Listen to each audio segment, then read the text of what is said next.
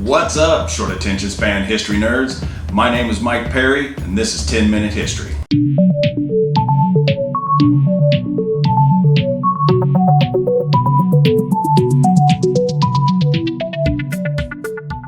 This is where I explain fascinating facts about historical events in under 10 minutes. When my son was real young, around 6 or 7, he and I would sit around and battle each other with Pokemon cards and action figures.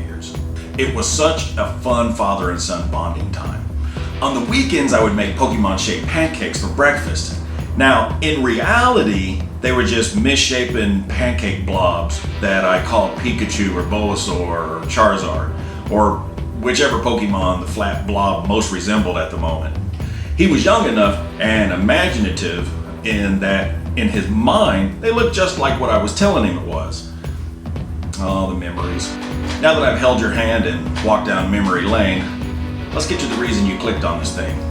To say that Pokemon is a worldwide phenomenon is an understatement. The cards, games, and merch are on every continent of the planet. What started off as one man's pocket monsters in 1996 grew into a large anime franchise, the largest in world history. The facts, the secrets, the Easter eggs are so vast that this will just be one of many videos on the phenomenon known as Pokemon. Let's take a look at the top 10 lesser known facts about Pokemon. Facts that may surprise even some of the most die-hard Pokemon fans. Gold and Silver were planned as the final Pokemon game. As explained in an interview between Nintendo president Satoru Iwata and Pokemon company CEO Tsunetsu Ishihara, I think I said that right, Gold and Silver were considered the last Pokemon games when they were developed. According to Ishihara, I didn't intend to make any more Pokemon titles. I even thought that once we had entered the 21st century, it would be time for me to do something different. Of course, plans changed after GNS's success outpaced the original game, and I'm betting that huge pile of money helped change his mind too. Originally, in Red and Blue, you could battle Professor Oak. Professor Oak is a constant source of help and wisdom within the series, and his commitment to Pokemon is fairly scientific. But in the original game, he was also going to be someone you could battle. As a Game Shark hack reveals, Oak has a team of high-level Pokemon to fight in a standard trainer battle, but without the device, it's inaccessible. We're guessing at some point the developers decided Oak should only be the source of support in the game, and that's how he's been ever since. He's kind of the Gunther of Pokemon. Rideon was the first Pokemon ever created.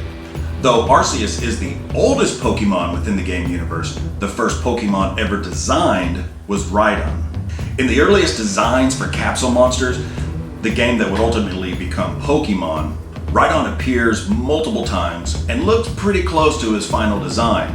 Now, this explains why you see random Rideon statues in some of the games. They're a tribute to his importance. Meowth almost appeared in the first Smash Bros.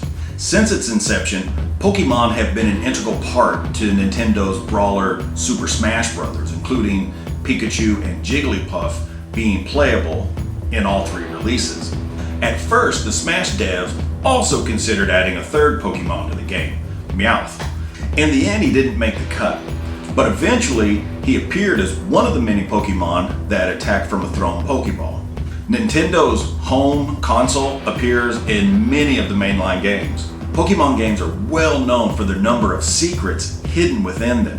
One of the biggest Easter eggs are usually the visible ones at the start of the game. In many of the mainline entries in the series, the main character owns a Nintendo home console, usually the one that's matching that generation in its history. It's only a matter of time before we find a Wii U in our rooms. Pokemon Crystal was able to communicate with cell phones in Japan. The online interactions in the more recent portable Pokemon game took advantage of so much of the series' potential, but Game Freak was trying its hand with the internet much earlier in Pokemon history. In Japan, Pokemon Crystal had an attachment that let players hop online to collect special items. The feature was dropped in the US likely because the average American cell phone in the year 2000 wasn't as advanced as the models in Japan.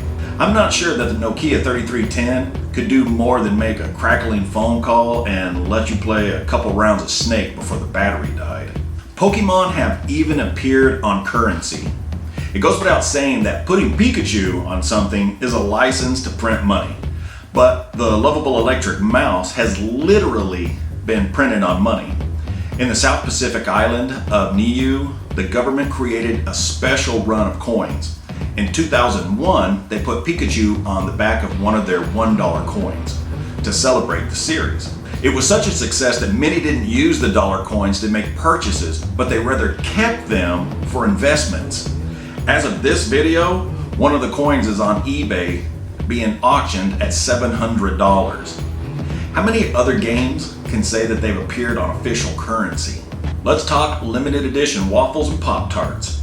Sure, appearing on money's cool, but wouldn't you want your likeness on a waffle or a nice toaster pastry? When Pokemon was at its height of its popularity in the US, Kellogg's teamed up with the Pocket Monsters to create limited edition Eggo waffles and Pop-Tarts. The Pop-Tart sprinkles, shaped like the Generation 1 starters, were a nice touch, and the smiling faces of Pikachu on the waffles were perfect. The waffles and Pop-Tarts have long since stopped being produced, so if you happen to find one, don't eat it. Sell it on eBay. Ninetales is based on the same Japanese legend as the beast in Naruto anime. Ninetales was a favorite first-generation Pokemon.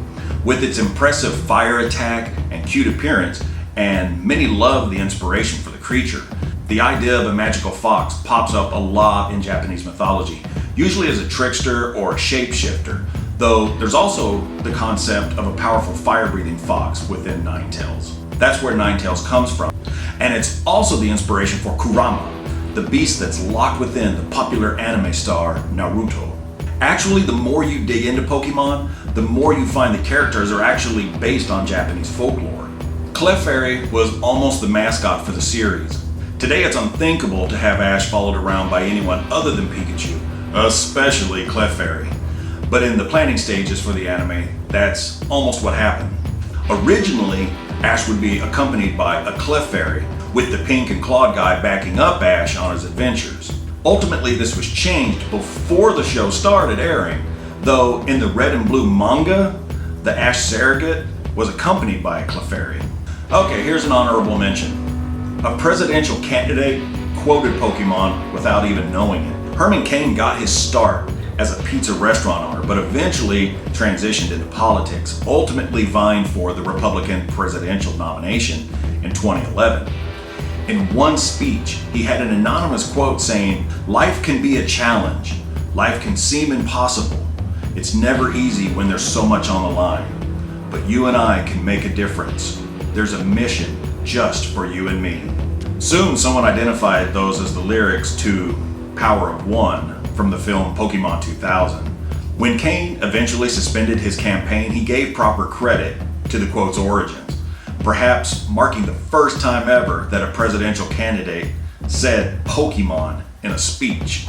Ash's Japanese name is a tribute to Pokemon's creator. American fans have known him as Ash Ketchum since the cartoon premiered stateside in 1998. But that's not what Japanese fans know him as.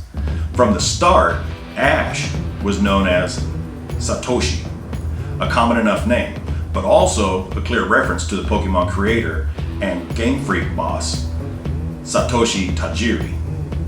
Meanwhile, Ash's original rival, Gary Oak, is known as Shigeru, an obvious tribute to the creator of Mario, Zelda, and too many other ones to name, Shigeru Miyamoto. So those are 10 of the lesser known facts about Pokemon, and as I mentioned in the beginning, there are a ton of additional facts that I couldn't cover in 10 minutes. If you enjoy short history lessons with sarcasm and a little humor thrown in, consider subscribing to 10 Minute History.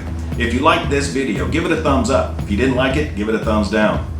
Comment below with your own facts or trivia. If I like it, I'll pin it.